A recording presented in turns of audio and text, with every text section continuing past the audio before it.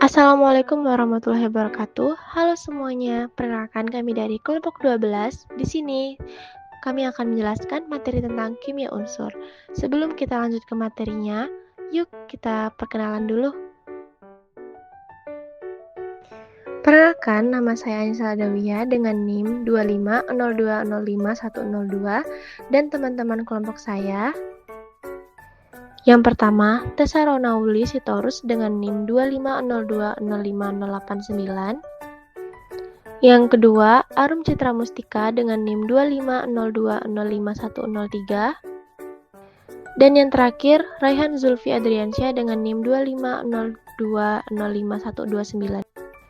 Kimia unsur adalah cabang ilmu kimia yang mempelajari unsur-unsur kimia, meliputi sifat-sifatnya, cara pembentukan, serta peranannya dalam kehidupan sehari-hari. Unsur kimia merupakan zat murni yang tidak dapat diuraikan lagi menjadi zat yang lebih sederhana melalui reaksi kimia.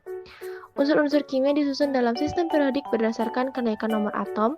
Pengelompokan ini menunjukkan keteraturan sifat unsur, di mana unsur-unsur dalam satu golongan memiliki kemiripan sifat fisika dan kimia.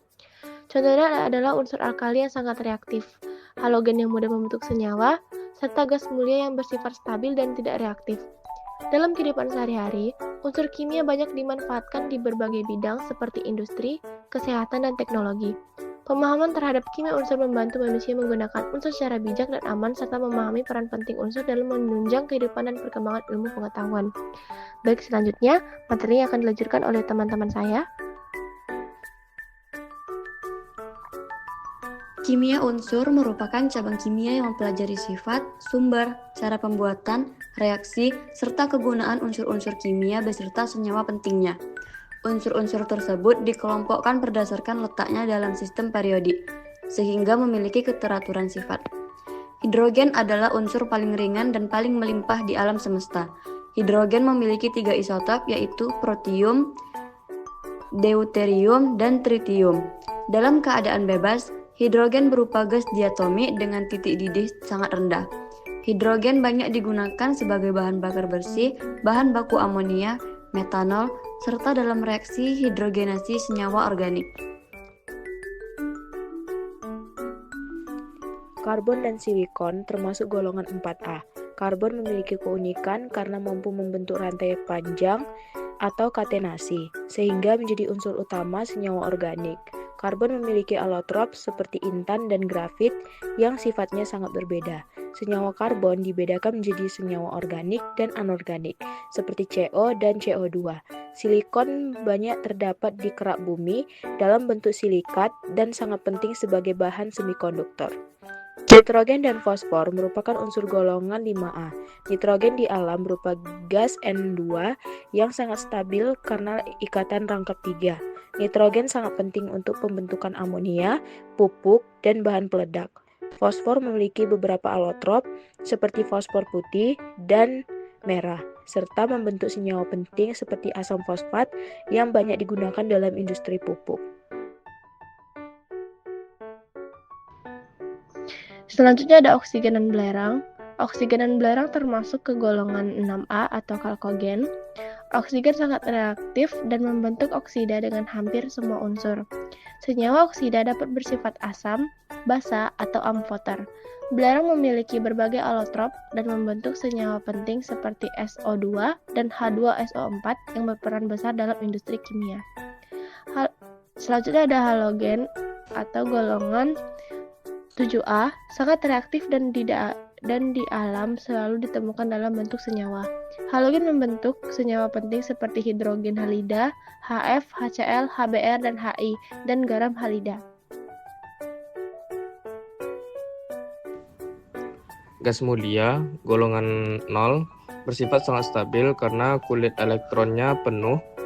Meskipun demikian, unsur berat seperti xenon dapat membentuk senyawa dengan fluor dan oksigen. Logam alkali dan alkali tanah mudah melepaskan elektron sehingga sangat reaktif. Logam alkali membentuk basa kuat, sedangkan logam alkali tanah banyak ditemukan sebagai mineral di alam dan berperan penting dalam kehidupan serta industri.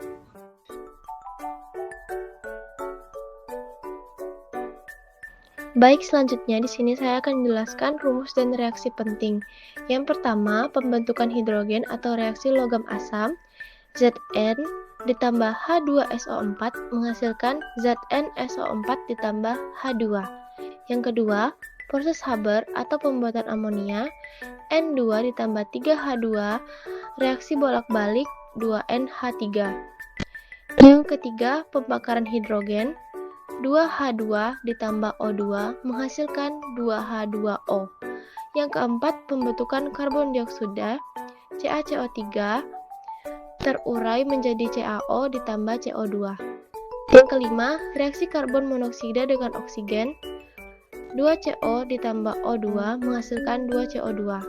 Yang keenam, pembentukan kalsium hidroksida CaO ditambah H2O menghasilkan CaO dalam kurung OH2.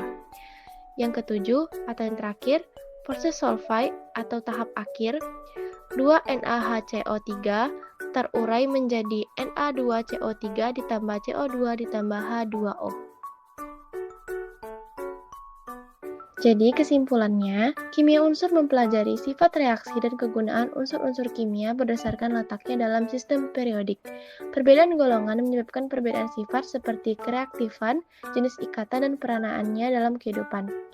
Unsur bukan logam banyak membentuk senyawa kovalen dan berperan penting dalam proses biologis serta industri, sedangkan logam cenderung melepaskan elektron dan banyak dimanfaatkan sebagai bahan industri. Secara keseluruhan, kimia unsur membantu memahami keterkaitan sifat unsur dengan kegunaannya dalam kehidupan sehari-hari dan teknologi.